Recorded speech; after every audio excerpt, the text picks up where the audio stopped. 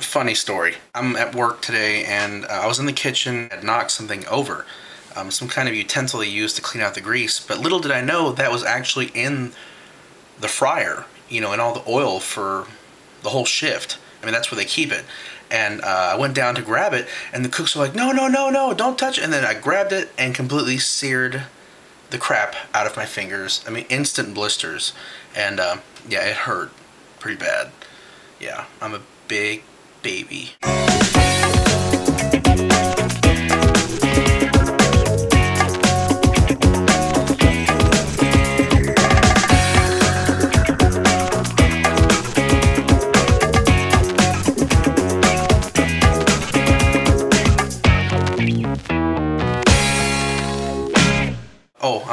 Hi, I'm glad to be back, everybody.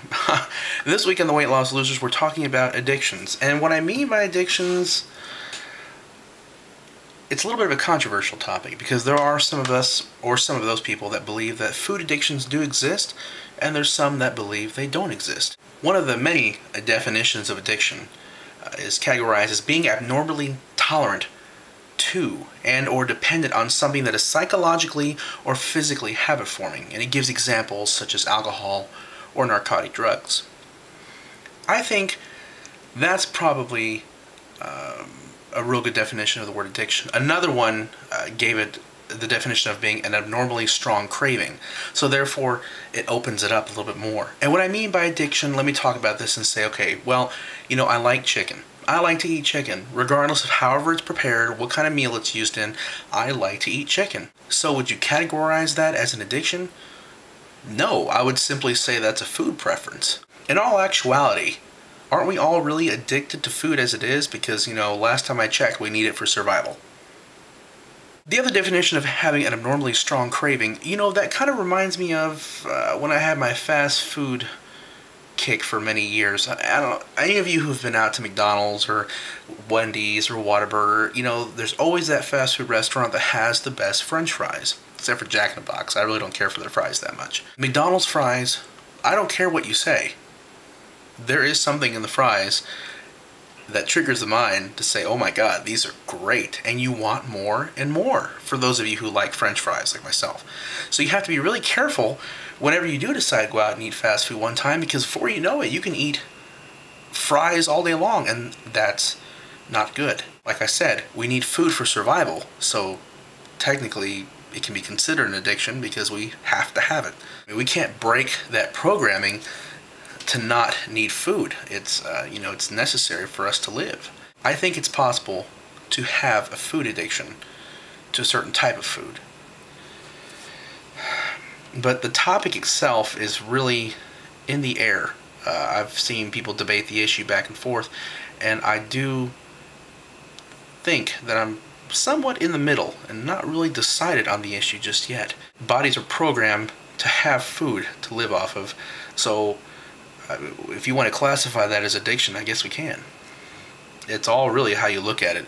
I think it is in the eye of the beholder as far as perceiving what is a food addiction and what is not. Yashanti and Natalie both had some very good points this week. You can only go so long without water. So is it right to say that we're addicted to hydration? I mean, it's so much easier to put addiction in the terms of alcohol or drugs because alcoholism, alcoholics, they have to have it. They have to have that alcohol. Drugs, I had a relative who was addicted to meth for a couple of years, and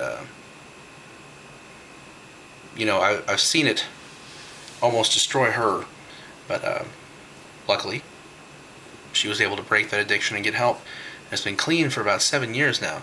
But once you've had that exposure to narcotics, the temptation and the addiction is always there, and it is a constant daily struggle.